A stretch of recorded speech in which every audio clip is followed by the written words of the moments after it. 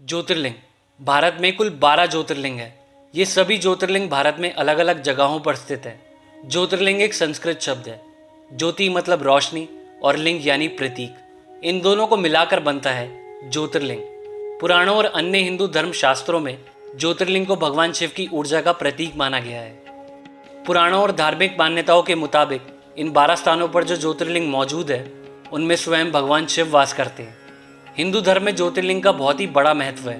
धार्मिक मान्यताओं में कहा गया है कि ज्योतिर्लिंग के दर्शन करने से भक्तों के सभी पाप धुल जाते हैं और सभी मनोकामनाएं भी पूरी होती हैं। शिव पुराण के अनुसार हर ज्योतिर्लिंग की स्थापना के पीछे भी एक कहानी है। इन 12 भव्य ज्योतिर्लिंग में से आज हम एक ज्योतिर्लिंग की कहानी जानेंगे जिसे हम सोमनाथ के नाम से जानते हैं।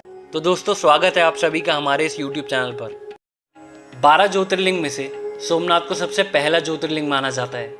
सोमनाथ इंडिया के गुजरात में स्थित है। मान्यताओं के अनुसार सोमनाथ मंदिर का निर्माण चंद्रदेव यानी चंद्रमा ने किया था। प्रजापति दक्ष ने अपनी 27 बेटियों की शादी चंद्रदेव से करवाई थी। चंद्रदेव इस शादी से बहुत खुश थे, लेकिन वो अपनी सभी पत्नियों में से सबसे ज़्यादा प्यार रोहिणी से करने लगे, जिसकी वजह से प्रजापति दक्ष की और बेटियां दुखी रहने लगी। फिर एक दिन प्रजापति दक्ष की सभी बेटियां उनसे मिलने के लिए गई और उन्होंने अपने पिता को बताया कि चंद्रदेव बस रोहिणी से ही प्यार करते हैं, उसी का ख्याल रखते हैं और बाकी हम सबसे प्यार नहीं करते। ये बात सुनकर प्रजापति दक्ष उदास हो गए और पहुंच गए चंद्रदेव से मिलने। प्रजापति दक्ष ने चंद्रदेव को समझाया कि जिस तरह से वो रोहिणी से प्यार करते हैं, उनका ध्यान रखते हैं, उसी तरह से उनकी बाकी बेटियों का भी ख्याल रखें। चंद्रदेव ने प्रजापति दक्ष को ये वचन दिया कि वो उनकी सभी बेटियों का बराबर ख्याल रखेंगे, उनमें कोई भी भेदभाव नहीं करेंगे। उसके बाद काफी समय बीत गया, पर चंद्रदेव अपने वचन को निभाने में असमर्थ रहे।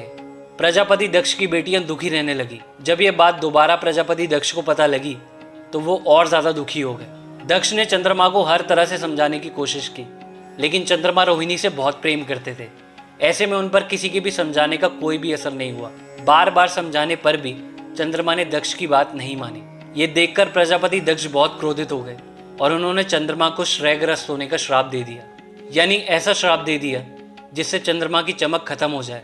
उनके श्राप देते ही चंद्रमा की चमक खत्म हो गई। ऐसा होते ही पृथ्वी के सारे काम रुक गए और पृथ्वी पर अंधेरा छा गया। सभी देव और ऋषिगण भी चिंतित हो गए। चंद्रमा बहुत दुखी रहने लगे थे। उन्हें समझ नहीं आ रहा था कि वो करे तो करे क्या।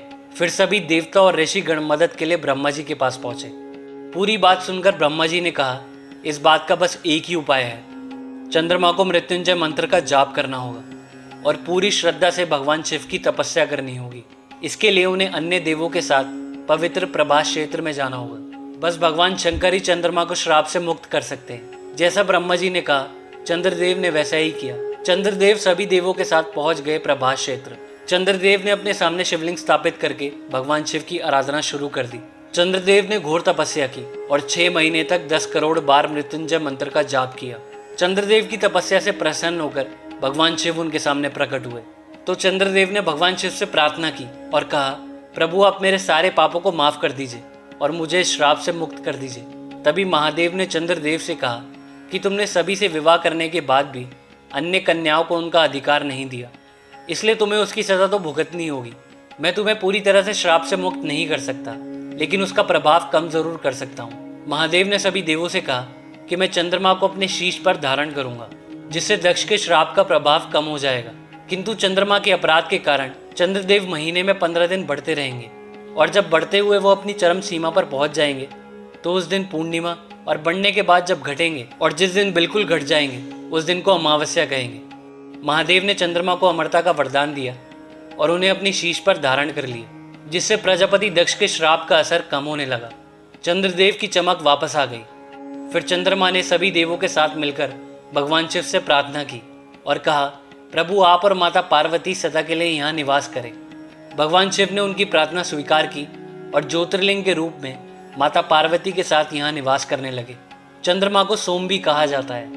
उन्होंने यहाँ पर भगवान शिव को अपना नाथ स्वामी मानकर तपस्या की थी, इसलिए इस ज्योतिर्लिंग को सोमनाथ कहा जाता है।